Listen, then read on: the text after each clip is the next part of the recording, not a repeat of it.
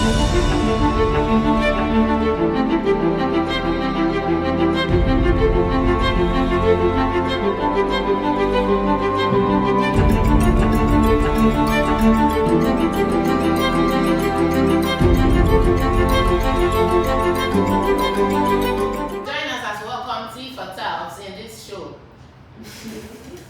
morning, analytic knowledge. Good morning. Thank you.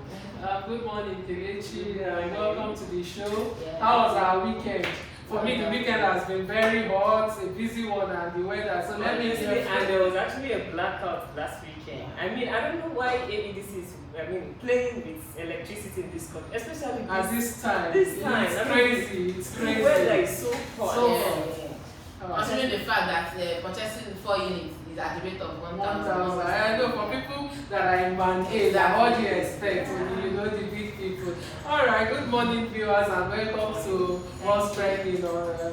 Today we want to look at the case of a 14-year-old girl that was defiled and impregnated by her stepfather in Lagos. What can we say about it? What's your view about this? Sincerely, it's a case that is heartbroken for a 14-year-old girl. This is purely a case of child abuse. But let me allow you guys. Let's even hear what's your opinion, what's your view? Not just the stepfather and the so-called friend. Yeah. Also, yeah. So 2 persons. Yeah, it's a bad one. It's not a good one. But this is a wake-up call to all parents, guardians to look out for their words, to be very, very observant and be careful.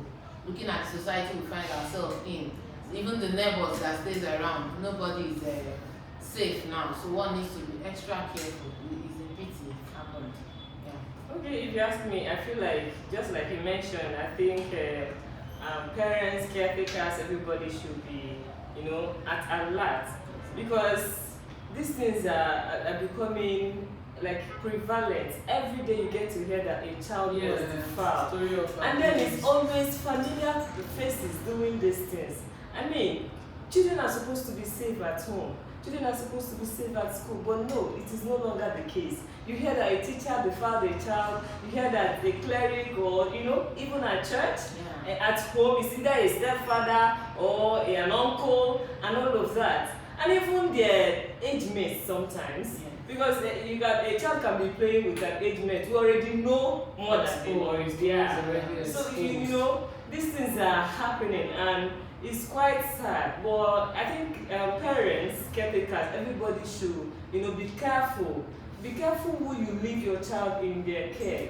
You understand? Honestly, I think. But you know what? Like you said, we should be careful. We should know who we leave our child. But my question, when I saw this, I'm like, how did it even get to the point of pregnancy? How come the mother did not even, find out before? Or you understand? So it also brings us to that point where, as parents, we need to develop that relationship with our children, so that when there's anything going on, we are the first persons, as mothers, as caregivers, that they would confide in. Of course, that's correct actually. Then, however, parents also should probably inform their children. There's this name they tag uncle, whether the person is bloodly related or not. I think there should be a proper definition. This is Mr. So person, this is not your uncle. Because it makes them here to be relaxed, and these children are being taken advantage of. You need to call that to order. Okay. So, for us at CFHI, we'll continue to do what we have been doing: community sensitization, community awareness, advocacies, and all that, to schools, to parents, to churches. Just like Kelechi said, it's not just one person's errors, it's all encompassing. So another thing again before us this morning is the issue of the Lassa fever outbreak. I don't know how many of us have seen it. We are no longer safe. I saw it this morning. I saw that they already have 80 deaths in 11 states. 11 states out of 36. How many is remaining? Can imagine.